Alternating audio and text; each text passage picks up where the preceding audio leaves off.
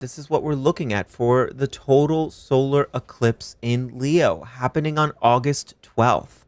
So right off the jump, my eyes goes to all of this Leo energy jam packed over here. We have South Node, Leo, Moon, Leo, Sun, Leo, Jupiter, Leo, Mercury, Leo. That is a lot of Leo energy.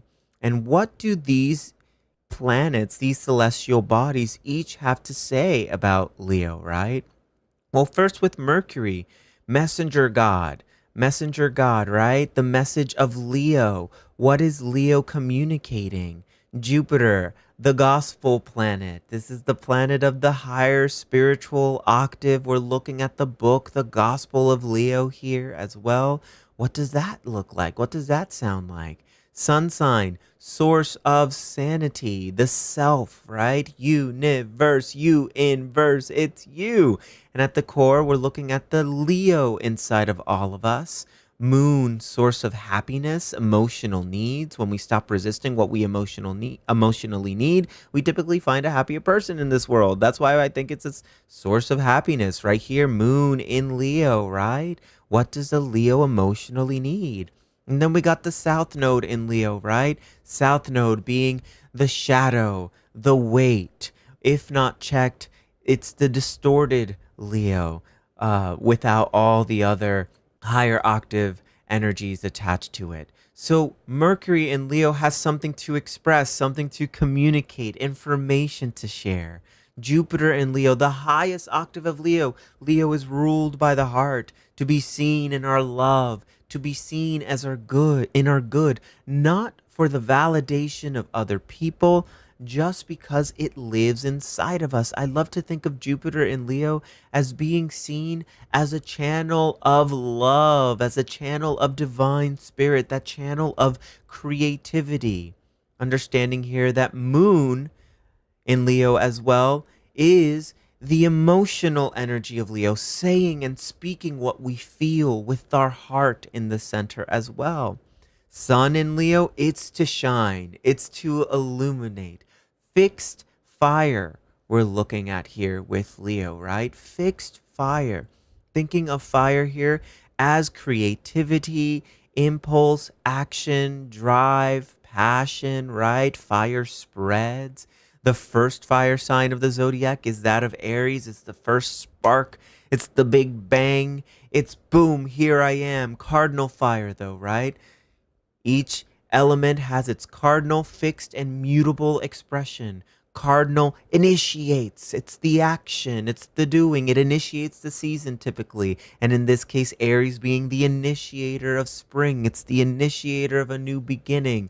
Once that new beginning starts to settle and the fruits start to ripen, there is fixed fire going, yes, this is delicious. It's the tomato that stands and is on a stalk and it's going, look at me, I'm red, I'm here, I'm ripe, I'm ready for the taking.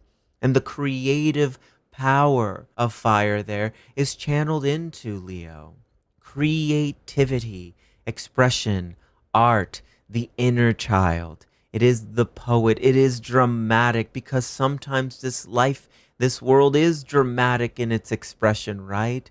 Think of a flower, it's here, and huzzah, the flower, how beautiful the flower in its many ways going, I am here, look at me, smell me.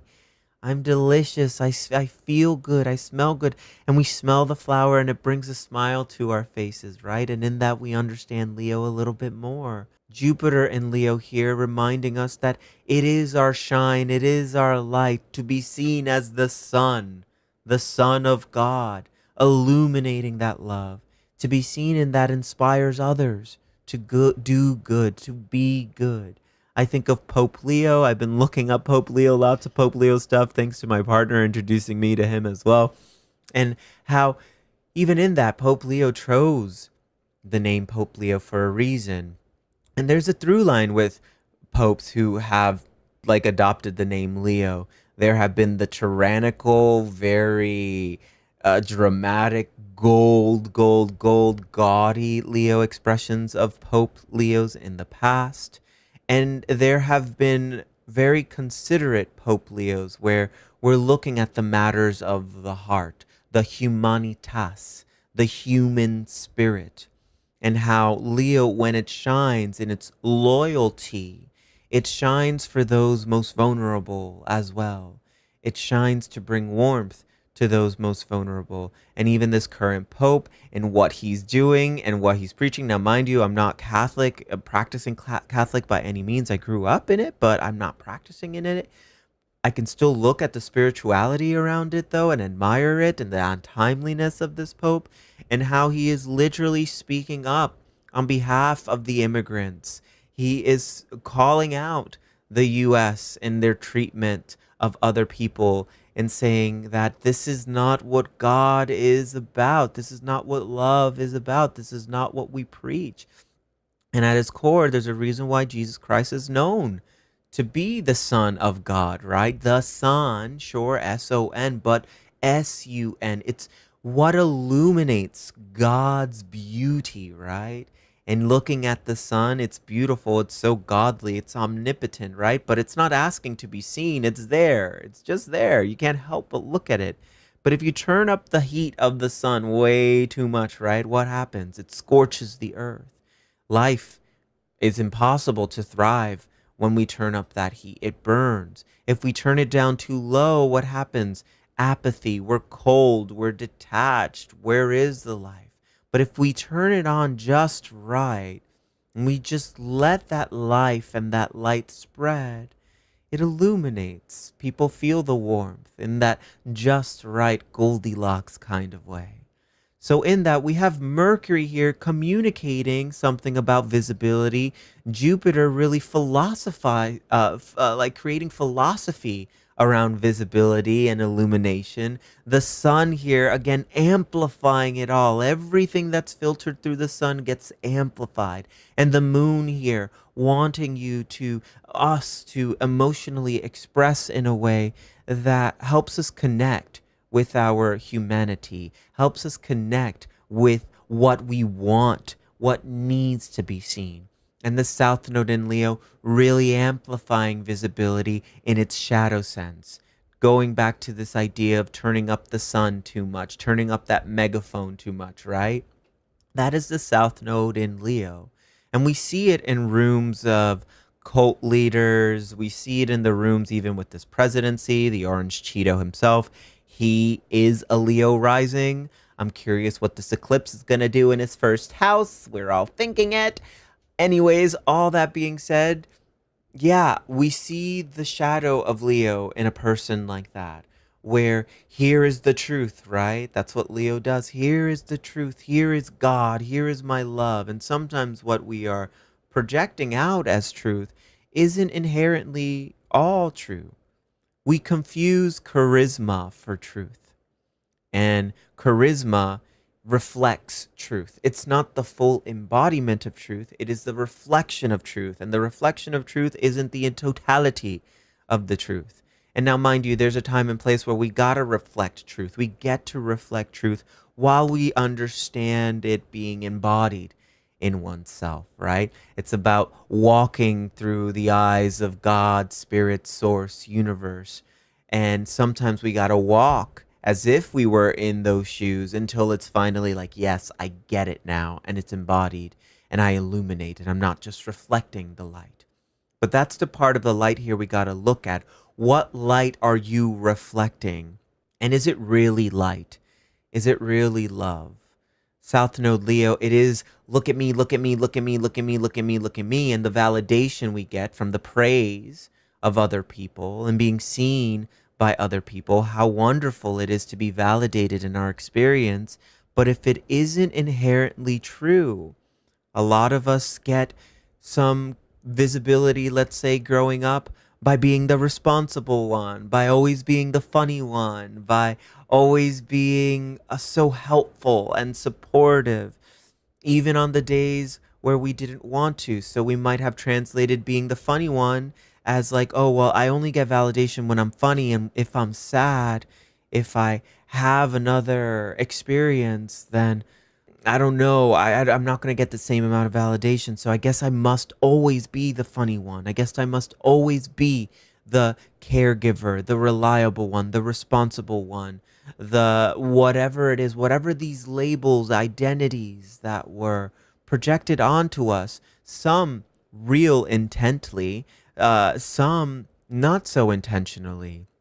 We don't realize, a lot of adults don't realize how they're influencing the young people with their words and with their projections. And influence here is a really good word for Leo, which says at its highest octave, hopefully at its highest octave, it's about really being a source of influence that uplifts and inspires, that illuminates, that puts the heart at the forefront. But we all have access to this Leo influence in some way, shape, or form, right? And some can use it for quote unquote evil. Some could use it to manipulate and contort. Even what I'm doing here, sure, the negative connotation of the word manipulation feels like seedy and evil, but influence and manipulation go hand in hand. I'm trying to get you to understand something. I'm trying to get you to understand a truth, a perspective I'm carrying. And in that relationship, some carry it responsibly and some really don't. Some really just go, great. I'm just gonna, since this influential power is available, I'm gonna get you, I'm gonna control. I'm gonna control the room. I'm gonna control the agenda. I'm gonna control the narrative to fit my truth, my insecurities, my gospel, whatever it is. But are you really practicing what you preach? And is what you preach true? Does it serve the collective? At least that's what I'm looking at here, because directly opposite, we're looking at this Leo energy in relationship to this North Node in Aquarius. Now, South Node in Leo, it's to look at me, look at me, look at me, look at me. And North Node in Aquarius is the, well, if you didn't need applause, if you didn't crave or all that validation, who would you be? Who would you be as an individuated self? If you, because we all want to be seen. I think the goal here, and this is what South Node Leo and North Node Aquarius end up hashing out, and their tension is in the middle here, is that the goal here is to be seen, but to be seen as our individuated self, as a self who knows when to step outside of the pack, outside of the echo chamber, especially as it's causing drama, especially if it's causing tension, especially if it's like, hold on, what are we actually doing here?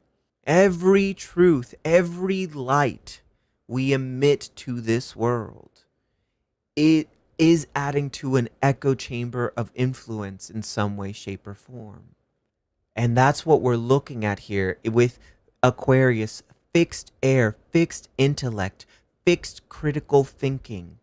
Let's really use our brain. Let's really use our perception here to look at our truth and where the truth is coming from. Is it reflecting an echo chamber? I'm seeing this all throughout the social medias, all these echo chambers, and how quickly we rally to cancel a person. And mind you, there's a time and place for the pain and all the things that come up in it, but we got to discern here in the ways our insecurities get projected into these echo chambers and just create more vacuums of insecurity that are just quite frankly not productive, not discerning. There's a space to hold and express with those emotions, right? But when it's used as artillery toward other people, when it doesn't hold the entirety, the whole complexity of truth, then we'll be fighting and fighting and fighting each other until, one of us faces our demise, I guess. That's the shadow of Leo. It's domination. It really is domination. It's dominating in truth.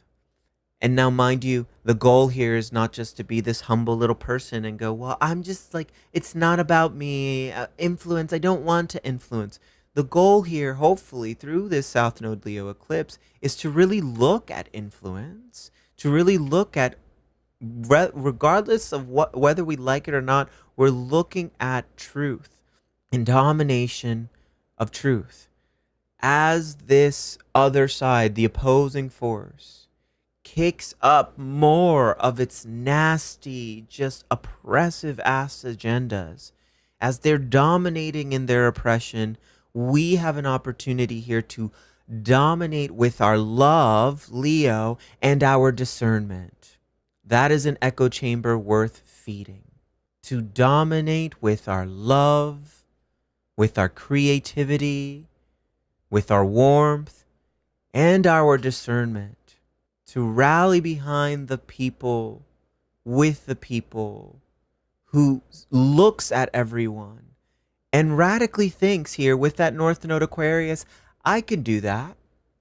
There is a realm here where I could do that. Perception is a choice.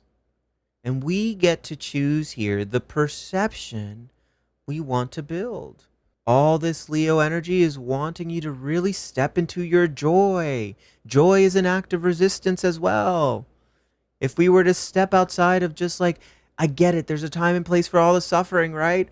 But at what point is just the fixation on the suffering really helping us? How can we truly be a part of a collective where we are creating a reality that feels like the new earth we're wanting and desiring? I think we really know what's dying. We know what's ending. We know what's collapsing. We know it. And there are plenty of people who are going to be over there just banging the drum. Banging the drum. It's dying. It's dying. And in that, we have an opportunity here to really focus on what we want to give life to. The world we want to give life to. If you're angry, if you're upset, if you are feeling cold or detached, channel it into some creativity. Channel it into something that gives life to your truth. I'm not bypassing anything here. I'm not bypassing the many realities that exist here right now. I'm looking at all these realities, looking at all these perceptions and going, great. With my Leo talents and gifts, because everybody has them. You want to know where your Leo talents and gifts are? Look at your 5th house. Look at your sun sign, right? If I were to look at your Venus sign as well, there's a lot of creative energy there. If I were to use my Leo talents, my gifts as an individual, how do I contribute that? How do I use that to help others create a perception, one that feels more hopeful, one that is unconditional with my love, right? Now, mind you, unconditional love. We've been taught transactional love. I do this for you, you do this for me, right? But and like if I am to act like an asshole, right, or a tyrant, then love me unconditionally. Or this feeling of you have to love other assholes or whatever unconditionally. That's not what unconditional love means. That's what we're looking at with this North and South node here, is that unconditional love means that regardless of the conditions, it doesn't stop me from showing up as a loving and compassionate and discerning being. Regardless of the conditions, regardless of what echo chamber I'm in, regardless of what vacuum I'm in, regardless of what's happening in this world, it doesn't stop me from showing up as a loving individual. My love is not conditional on of other people. And that's what it means to walk here like the true sun, right? Like the true sun in Leo, the son of God. It's like, here you go. You're not taking anything from me. There is no cap on love. Love is endless. It just gives. The sun, even in that, it's just giving and giving and giving and giving and giving, right? So what we're looking at here with this beautiful tension of the sun is to be seen in our love and our light here. Opposite with this Aquarius, understanding that Aquarius is the patron saint of the collective, us all coming together as one, not the same one, wearing the same clothes or anything like that. We're not like drinking the same Kool-Aid, but as an individuated one, as one of the many light rays that the sun has to offer, right? A source of illumination. The collective is made of many different expressions of Leo. By the time we get to Aquarius, it's, can I be unapologetically myself? And that, embrace it. So it's not a threat. Being an individual, being myself, is the ultimate gift I can contribute to a collective. We all have gifts, talents. We all have many ways to illuminate. There are certain people I rely upon when I need help in certain things, and certain people I rely upon when I need other things. If I need someone who's mechanical and is really good with hands and processes, or even business related questions or anything like that, I'm relying on my partner for that. And that's beautiful. That is in his individual self. He came into this world through his experiences and explorations of truth with just an interest in that. And I love that. So I can sit down and be like, great, illuminate this for me. And it's so beautiful. I think that's the gift of Leos. We all came into this world to shine, right? In Aquarius, as an individual, as an individuated self. And if we were all to be that bright Leo self as a part of a collective, now we got Aquarius.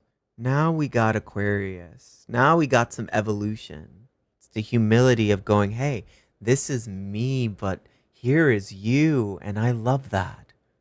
I love you. How amazing to bring the best of you, the brightest you to this world. So as this world is going boom, boom, boom, this is it. This is it. You, us, we get to go, this is it as well. This could be it. All right? I love you. I hold you. I witness you. I see you. Thank you for doing this work. Please join the collective. Please and thank you. It's my private membership community.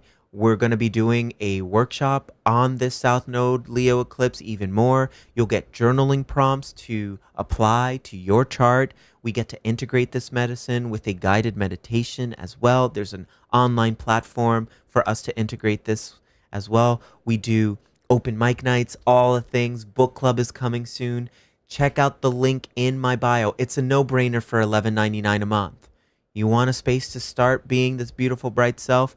Join, sign up for my collective. A lot of this work I do just like this, but it would be an amazing contribution, right? Sign up for the collective. It's linked in my bio on Instagram. It's linked in the description on YouTube, all right? Check it out, please, and thank you.